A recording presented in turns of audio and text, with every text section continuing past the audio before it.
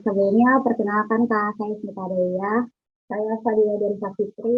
Halo. Kami jurusan manajemen industri angkatan 59. Yang menghubungi Kakak, rekan kami, Ilham Sidik. Assalamualaikum warahmatullahi wabarakatuh. Selamat malam Kak Krisna. Terima kasih Kak atas waktu dan kesempatannya yang diberikan untuk menjadi pembicara podcast kali ini. Saya Ismita Adelia, manajemen industri angkatan 59, dan teman saya, Kak Yulian Fitri dari manajemen industri angkatan 59. Salam kenal Kak.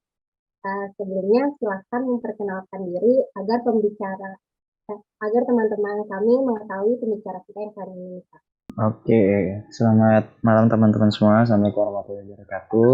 Uh, Perkenalkan, nama saya Krisna Bayu Adelta dari IPB, alumni angkatan 53, S1-nya sekarang S2-nya lagi masuk ya angkatan 58, sekarang udah semester 3. Terus alumni dari Teknologi Hasil Ternak Fakultas Peternakan IPB. Itu paling ada lagi mungkin yang perlu dikenalin. Mungkin posisi Kakak di PT Semesta Inovasi Nusantara ini. Oh, oke. Eh, Kalau sekarang aktivitasnya selain kuliah ini juga sih, punya perusahaan ya, PT Semesta Inovasi Nusantara. Posisinya founder sekaligus direktur eksekutif di PT Semesta Inovasi Nusantara. Gitu. Ya teman-teman, jadi PT Semesta Inovasi Nusantara ini perusahaan yang bergerak di bidang multimedia and digital service. Benar ya Kak? Iya, betul. Rumah produksi ini terletak di Dermaga, Jawa Barat.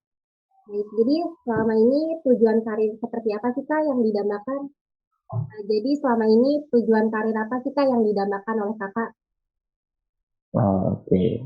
Mungkin kalau ditanya ya, jawabannya mungkin bisa berubah-ubah ya. Kalau ditanya dulu waktu awal kuliah, itu emang pengen jadi pengusaha gitu pokoknya. Pengusaha apapun itu bentuknya gitu. Karena saya termasuk orang yang gak suka kerja kantor. Jadi dari awal memang pengennya jadi wirausaha gitu. Makanya dari tingkat akhir di waktu itu BMKM sembari nyari link juga untuk bikin perusahaan gitu. Jadi sebenarnya kalau ditanya dambaan karir yang diinginkan sebenarnya sekarang lagi menuju ke sana gitu ya. Pengen jadi pengusaha, tapi di samping itu juga tetap mau berkarir sebagai akademisi karena punya keinginan untuk jadi dosen juga. Jadi sembari kerja sekarang juga lagi ngambil studi juga buat nempuh apa namanya dream gitu ya, nempuh mimpi yang pengen dituju kayak gitu. Jadi akademik kita tetap jalan, bisnisnya tetap jalan. Jadi kalau misalnya punya kesempatan bisa berjalan secara beriringan juga pengen main ke politik juga kayak gitu. Cuman pasti kan semua itu butuh uang gitu ya, butuh apa namanya, butuh kendaraan. Nah, kendaraan yang sekarang lagi dibangun adalah bangun PT itu tadi untuk punya portofolio di bidang bisnis kayak gitu. Oh ya Kak, Kakak kan sebagai founder and executive director dari PT Semesta Inovasi Nusantara. Bagaimana sih Kak cara memperoleh karir yang sekarang lagi dijalani ini? Oke, kalau ditanya mungkin setiap orang kan mungkin kalau teman-teman ya, terutama yang masih awal-awal masuk kan pasti uh, di kampus tuh punya banyak pilihan ya. At least nanti kalian tingkat satu ada yang minat bisnis, ada yang minat jadi mapres, ada yang minat jadi apa namanya akademisi gitu. Itu kan macam-macam gitu. Nah, memang banyak yang sering kita lupain itu kita nge-planning jangka panjang. Nah, aku memang dari dulu punya udah punya target bahwa sebelum lulus itu harus udah punya usaha gitu. Jadi sebenarnya jauh sebelum PT Sin ini berdiri, udah banyak entitas bisnis yang udah aku bentuk terus bubar juga gitu, rugi juga gitu. Jadi ini bukan yang pertama, jadi emang udah lewat beberapa kali gitu. Itu pernah bikin apa namanya bisnis kayak konveksi kecil-kecilan gitu, terus pernah juga bikin apa bisnis and care gitu, juga pernah juga bikin bisnis-bisnis apa namanya jual-jualan gitu, jual-jualan makanan dan lain-lain gitu. Jadi karena memang punya keinginan dari awal ketika masuk itu pengen jadi pengusaha gitu, pengen jadi wirausaha gitu. Kalau dulu nggak kayak sekarang ya, mungkin sekarang itu kan teman-teman punya akses banyak banget ya, mau mau ketemu siapa, mau ngobrol sama siapa, terbuka gitu. Dulu mungkin waktu aku awal kuliah 2016 itu nggak seterbuka sekarang gitu untuk cari akses jejaring dan lain-lain. Nah, makanya untuk ngamanin jejaring gitu, ketemu sama banyak orang, aku ikut organisasi gitu. Makanya ketika di kampus tuh mungkin orang-orang kenalnya aku anak organisasi gitu. Kresna itu anak organisasi karena memang dari organisasi itu kita bisa dapat banyak link sama banyak kenalan. Karena bisnis itu it's all about connection. Jadi kalau teman-teman itu berbisnis tapi punya skill tapi nggak punya koneksi dan networking yang bagus ya, maka nggak akan bisa berhasil gitu. Jadi kalau misalnya ditanya impact dan investasi aku selama 4 tahun di kampus masuk ke organisasi, salah satunya adalah dengan perkembangan PTSin yang lumayan lumayan cepat gitu dibanding kompetitor-kompetitornya yang lain kayak gitu. Jadi tahu tujuan, setelah paham dan tujuannya itu disesuaikan sama langkah-langkah yang mau teman-teman ambil ketika di kampus gitu. Jadi jangan masuk ke organisasi kalau memang teman-teman memang nggak butuh networking gitu. Jadi kalau misalnya teman-teman memang pengen ngasah skill teman-teman, pengen jadi seorang apa namanya orang-orang yang kerja di startup gitu ya, ya itu yang diperbanyak jam magangnya gitu, pengalaman magangnya. Jangan banyakin organisasinya karena nggak akan kepake. Tapi kalau teman-teman memang pengen punya networking yang bagus, pengen nanti terjun ke dunia bisnis, pengen punya peluang usaha yang lebih baik, nah itu networking itu jadi salah satu yang harus dikejar ketika di kampus gitu. Jadi tentuin dulu targetannya, baru nanti disesuaikan langkah-langkahnya ketika di kampus. Wah, berarti emang koneksi penting banget ya Kak untuk bisnis ini. Iya, betul. Untuk pertanyaan selanjutnya, eh, jenjang karir seperti apa yang pernah dialami? Apakah sebelumnya kakak kayak pernah bekerja juga atau langsung jadi founder dan eksekutif direktur dari PT Semesta ini? Nah, oke.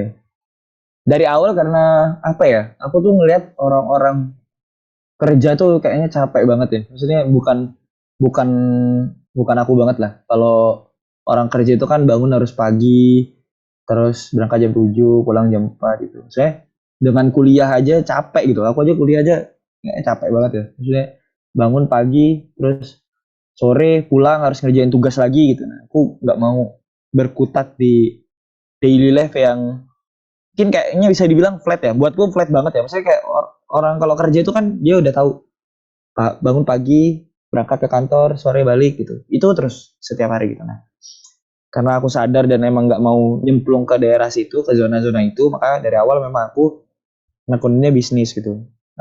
Apa nyobanya ke bisnis, nyari nyari koneksi, nyari ini segala macam. Jadi aku magang nggak pernah, PL juga nggak pernah gitu. Jadi memang dari awal memang concernnya di bisnis, jadi nggak nyobain hal-hal kayak gitu. Jadi kalau misalnya ditanya pengalaman kerja dan lain-lain, aku nggak punya gitu. Tapi setelah lulus itu memang banyak banget senior yang nawarin kerja gitu, kayak dari koneksi tadi gitu.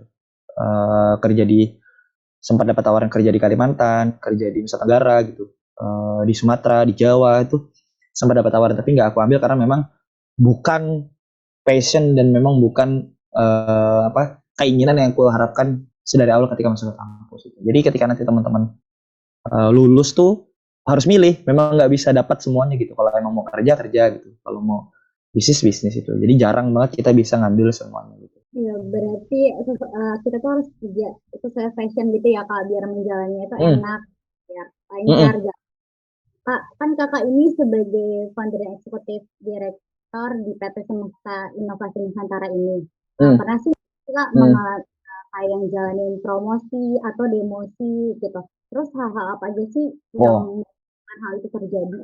ya kalau di PT ya mungkin sama, kalau yang teman-teman mungkin bisa membayangkannya juga ya sama kayak ikut organisasi lah. Jadi cuman kalau di PT itu kan ada duitnya gitu ya. Jadi ada perputaran uang di situ. Jadi perputaran uang itu artinya menambah masalah.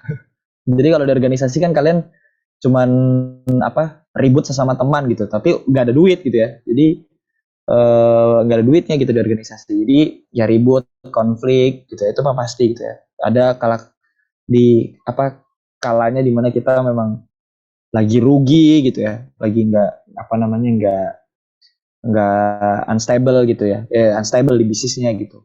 Pasti ada lah naik turun gitu ketika di bisnis gitu ya. Jadi beda dengan mungkin yang tadi ku bilang pekerja atau profesional gitu. Kalau pekerja dan profesional kan penghasilan sudah pasti menentu ya, pasti sekian gitu. Mau ada kerjaan banyak, kerjaan sedikit, pasti dapat uang gitu. Tapi kalau di bisnis itu kita naik turun gitu. Kadang dapat klien, kadang nggak dapat klien gitu. Terus apa namanya, ketika dapat klien juga kadang dapat klien yang enak, user yang enak gitu. Kadang dapat user yang nggak enak gitu. Jadi fluktuatif dan gejolak apa namanya, gejolak hatinya itu lebih bermain kalau di bisnis itu nggak apa namanya, nggak melulu lancar dan mulus-mulus terus gitu. Jadi lebih challenging sih buat orang-orang yang mungkin passionnya suka tantangan gitu ya. Ya bisnis itu cocok gitu buat orang-orang kayak gitu. Baik Kak, untuk selanjutnya aku mau nanya nih, pendidikan dan pelatihan yang dilakukan juga ada nggak sih Kak buat menunjang karir Kakak yang sekarang ini?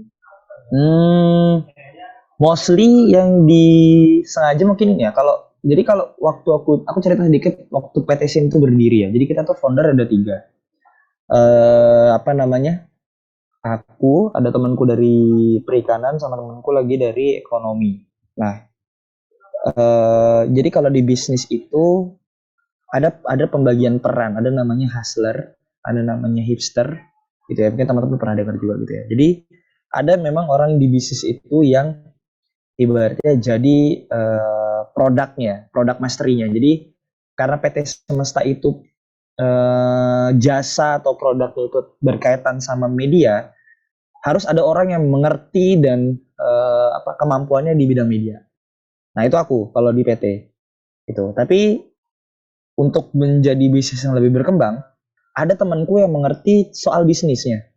Jadi flow keuangannya, ngatur tata cara peraturan organisasi, terus gimana cara pengelolaan gitu. Itu ada orang yang memang mengerti itu gitu di salah satu founder kita itu. Nah, ada founder satu lagi yang memang tugasnya mencarikan proyek gitu, bagian marketing gitu. Jadi memang eh apa ya? Percayalah, dalam kita ngebuat sesuatu atau melahirkan sesuatu tuh gak ada yang bisa sendiri. Kak, jadi kita emang perlu ini juga ya, berarti apa sih namanya merekrut orang-orang yang berpengalaman di bidang lain biar jadi program buat di bisnis ini. Betul. Prosesi pengembangan karirnya sudah selesai, selanjutnya akan dibahas oleh teman saya yaitu Naufal Siva dan Andika mengenai penilaian kinerja ya. Oke. Baik, langsung saja kita ke sesi pertanyaan mengenai penilaian kinerjanya ya Kak. Apa sih tujuan dari PT Semesta Inovasi Nusantara ini melakukan penilaian kinerja bagi karyawan? Lalu dengan sistem apa dilakukan dan mekanisme apa yang diterapkan?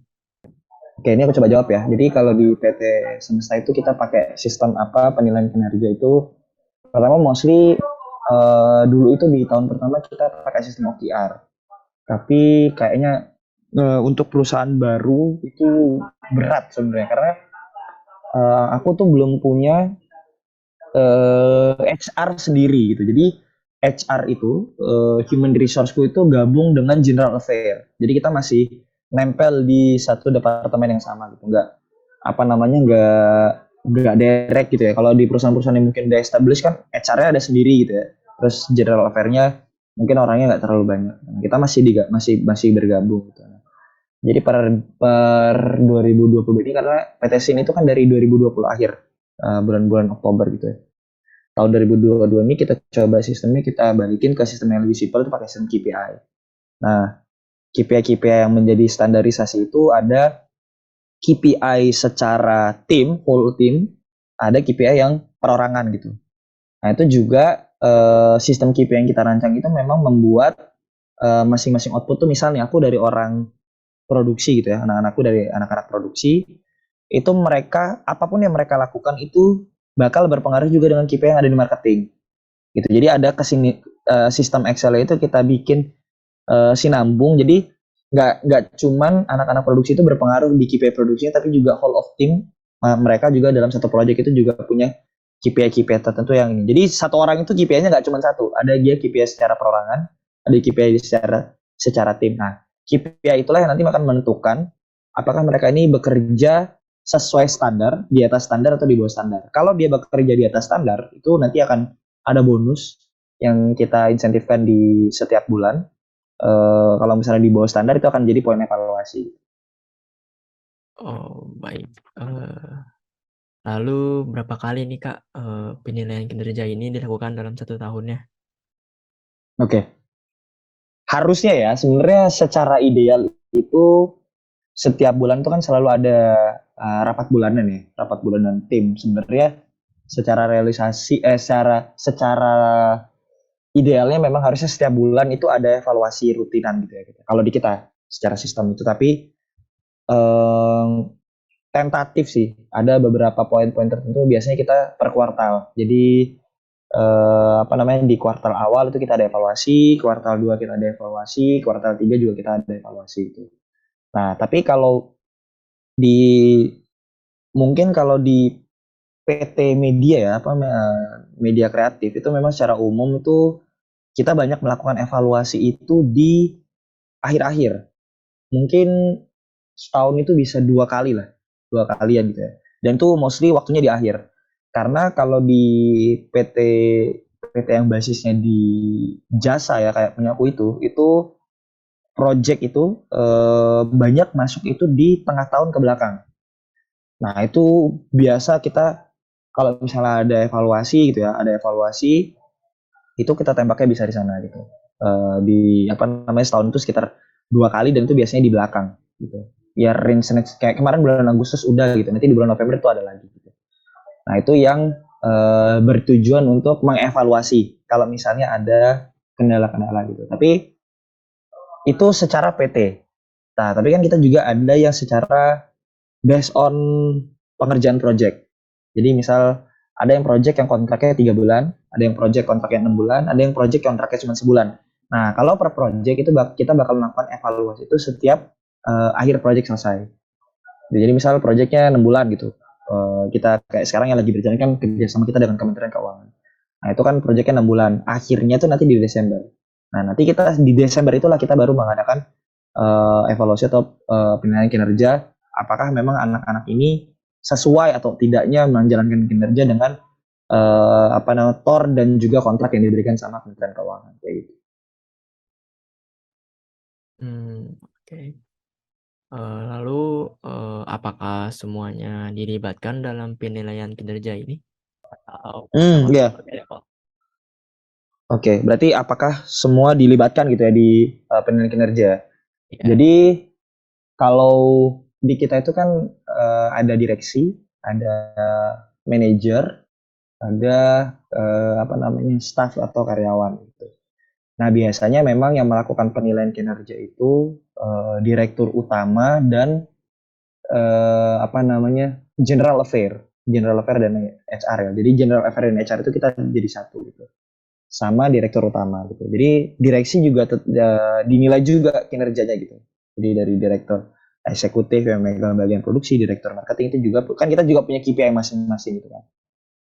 Nah, nanti KPI itulah yang akan dimasukkan ke bahasan direksi mingguan gitu. Jadi kalau di kita tuh mingguan ada rapat direksi kayak gitu, ada rapat direksi. Itu kan ada pemantauan nanti dari direktur utama yang bakal menyampaikan poin-poin apa aja yang jadi evaluasi kita di minggu ini gitu. Jadi secara pelibatan direksi itu top management itu dilibatkan dalam penyusunan standarisasi, tapi follow up harian gitu ya, follow up checking, monthly report itu dikerjakan sama general affair gitu. Selaku tim yang memang dimandatkan untuk menilai gitu KPI-nya udah sesuai atau belum kayak gitu.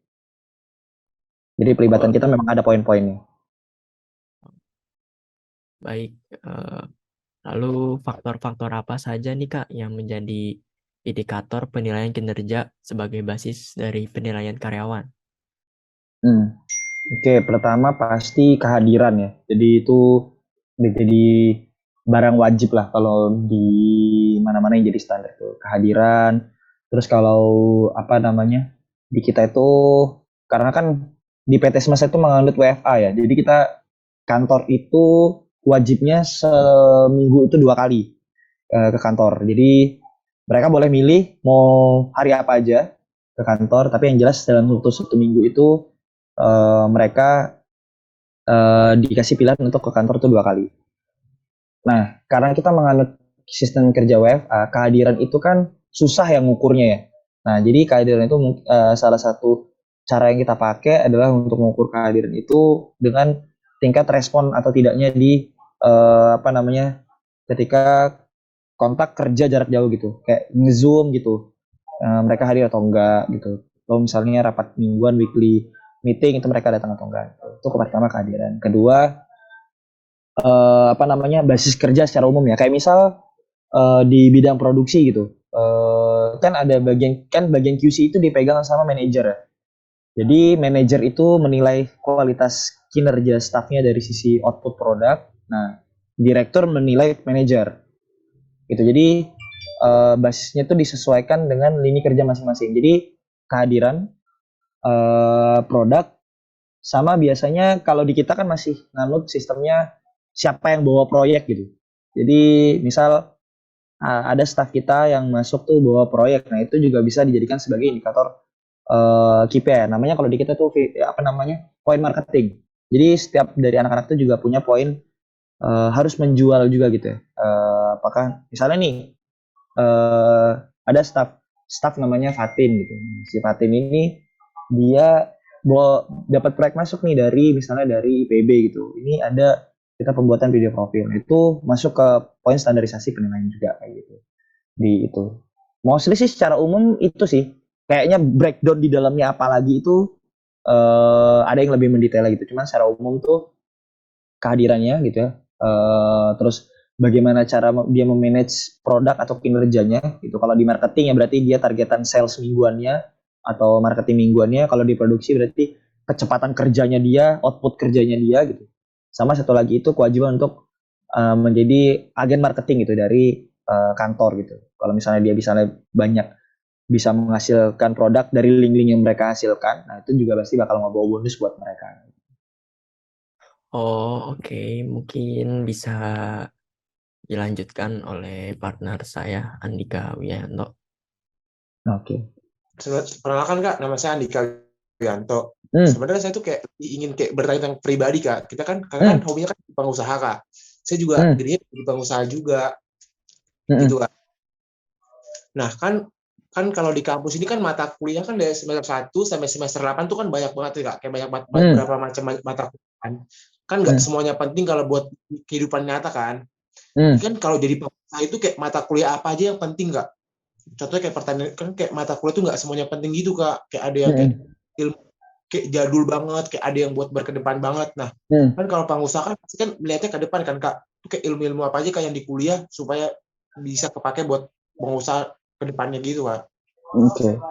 Sebenarnya gini, kalau menurutku tuh kita harus bedain mana yang disebut sebagai akademik ya, teori as a whole gitu ya, akademik, which is itu yang kita pelajari di kuliah, sama ilmu berkehidupan.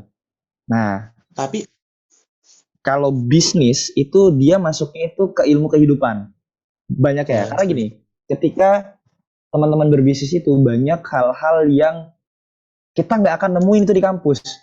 Kayak misal nih, soal kecepatan kita dalam membaca perkembangan teknologi kayak sekarang gitu kan, metaverse lah, inilah itu kita mau nemuin pembelajaran macam-macam di kampus tuh nggak akan ketemu, karena metaverse itu lahir di era yang bahkan kurikulum pendidikan aja belum maju gitu, yang mungkin mikirnya nggak akan jauh ke sana gitu. Jadi menurutku ketika kita di kampus itu bagian dari hal-hal yang sifatnya akademis gitu. Dan mostly memang betul yang kamu sampaikan bahwa itu nggak akan kepake gitu. Lah kayak aku misalnya, aku peternakan. Emang ada satupun ilmu peternakan yang bisa aku implementasikan di PT? Iya jelas nggak ada gitu. Tapi karena aku punya minat passion di bisnis gitu ya, dan aku juga punya hobi hobi lain di bidang teknologi dan informatika gitu, di bidang kemediaan, maka aku nyalurin itu ke PT gitu, ngebentuk sebuah bisnis. Nah, tapi kemudian apakah tidak berguna ilmu yang aku pelajari selama 4 tahun itu? Ya jelas masih bisa berguna gitu, karena aku tetap menggunakan itu sebagai jalan untuk ngambil karena aku masih mau ngejar dosen kayak gitu. Jadi aku tetap menyalurkan itu sesuai porsi masing-masing. Karena kalau kita mau compare, to be honest, menurutku gak ada satupun ilmu yang ada di kuliah itu yang kepake di dunia bisnis. Seriously. Tapi teman-teman kan ketika di kampus itu kan punya targetan lain yang memang itu bukan tujuannya untuk bisnis. Kayak misal lulus, ya kan, IPK. Itu kan bukan tujuan yang sama dengan teman-teman berbisnis gitu. Jika kemudian kita balikin gitu, apakah bisnis itu butuh IPK? No, bisnis itu nggak butuh IPK gitu. Ya lu kalau punya jaringan networking bagus, punya soft skill bagus, ya bisnis aja gitu. Nggak usah. Bahkan banyak pebisnis sukses itu yang nggak kuliahnya aja drop out bahkan gitu kan, dan dia bisnisnya bisa menjalankan dengan sukses. Gitu. Jadi memang menurutku harus kita bedain gitu kuliah yang ada di mata kuliah tertentu gitu sama hal-hal yang kita dapatin ketika kita belajar soal ilmu kehidupan, salah satunya bakal kita implementasikan di bisnis kayak gitu. Ya, terima kasih banyak ya Kak Krisna. Closing dari Kakak mengakhiri sesi podcast kali ini. Saya Kak Andika Wianto dan teman-teman saya tadi yang bertanya undur diri. Terima kasih. Wassalamualaikum warahmatullahi wabarakatuh. Waalaikumsalam. Terima kasih Kak Krisna. Terima Untuk kasih banyak sebelumnya, Kak Krisna, terima kasih udah mau bantu kita semua buat bikin acara podcast ini. Oke. Terima kasih banyak. Thank you ya teman-teman ya. Sama-sama. Aku izin live dulu ya. Terima kasih banyak. Ya. Ya Kak. Assalamualaikum. Salam. Sukses terus Kak. Kesimpulannya adalah, perkembangan karir merujuk kepada peningkatan kemampuan dan keahlian untuk mencapai tujuan karir yang diinginkan. Tahapan pengembangan karir dibagi menjadi 3, meliputi karir awal, karir pertengahan, dan karir akhir. Adapun yang mempengaruhi pengembangan karir antara lain prestasi, kerja, exposure, kesetiaan kepada organisasi, dan lainnya. Dari wawancara dengan founder dan direktur eksekutif PT Semesta Inovasi Nusantara, tingkatan karir puncak atau final stage yang beliau alami merupakan tujuan karirnya. Dalam pengembangan karirnya, beliau mengasah kemampuan dan bekerja sama dengan orang-orang yang sudah ahli di bidangnya. Narasumber juga tidak pernah mengalami promosi atau demosi karena dari awal beliau merupakan salah satu pembangun bisnis tersebut. Penilaian kinerja merupakan unsur yang sangat penting yang harus digunakan oleh perusahaan. Untuk menilai suatu kinerja karyawan, dengan dilakukannya penilaian kinerja terhadap karyawan akan membuat karyawan akan selalu berusaha berbuat semaksimal mungkin dalam setiap kegiatan yang diberikan oleh perusahaan atau pemimpinan, dan manajer juga mudah melakukan kegiatan perusahaan dalam bidang menaikkan jabatan dari karyawan maupun melihat kinerja karyawan yang tidak maksimal.